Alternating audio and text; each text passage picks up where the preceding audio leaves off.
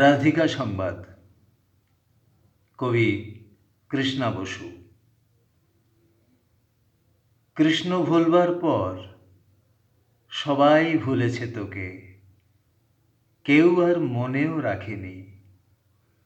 গোঠে মাঠে বাটে ধবলি চড়াই, রাই তোমার প্রেমের কি বা জানি।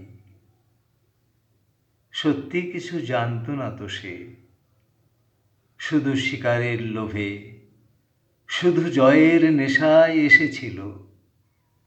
কত তার কাকুতি মিনতি, কত তার রাজ্যপাট মথুরা বিলাস, কত তার বৃন্দা সখী।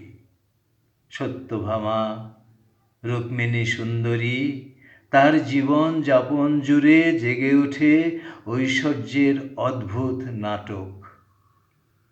তারপর তোর কি যে হলো, প্রবঞ্চিত সর্বহারা একাকী নায়িকা।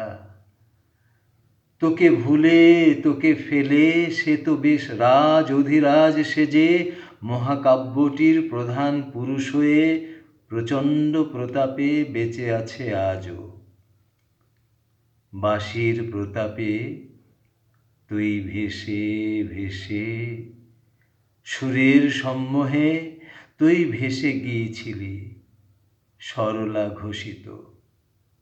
প্রাপ্তির নেশায় তুই কোনোদিন আপন আঁচলখানি বিজয় পতাকা করে ওড়াসনি রাজার নন্দিনী। রাজার দুলালি তুই, তোর কোনো রাজ্যপাট নেই, শুধু কানু।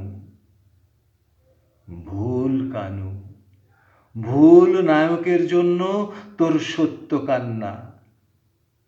সত্যকার চূড়ান্ত আবেগ রয়ে গেছে আজও। তোকে আর কেউ খুঁজে পায়নি রাধিকা। তোর জন্য কষ্ট হয়, তোর জন্য মায়া হয়, তোর ওপর ক্রোধ হয় খুব। কৃষ্ণ ভুলবার পর কি তোর রইল মেয়ে? কে তোর রইল বল আর? কৃষ্ণ কি কোনোদিন ঠিকঠাক নিয়েছিল তোকে? আপন মোহিনী শক্তির কাছে নত জানু। কি বিপুল শক্তিতে সে অধিকার করে নিতে পারে রমণীর হৃদয়।